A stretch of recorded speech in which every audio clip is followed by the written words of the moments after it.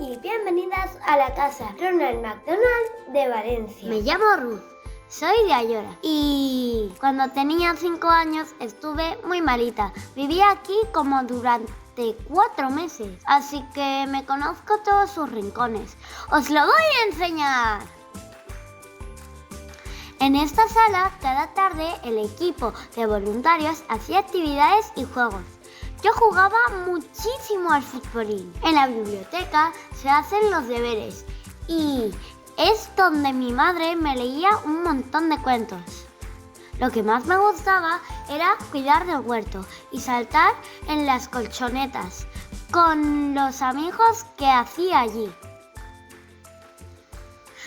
Hay 2 salones y en ellos las familias se juntaban para ver la tele o simplemente para hablar un ratito de cómo les ha ido el día hoy en el hospital.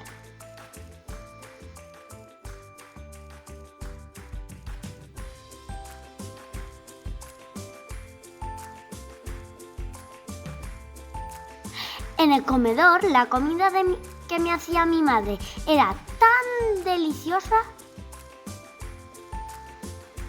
Aquí veis las neveras, una por cada familia, para que cada una se organice bien su comida.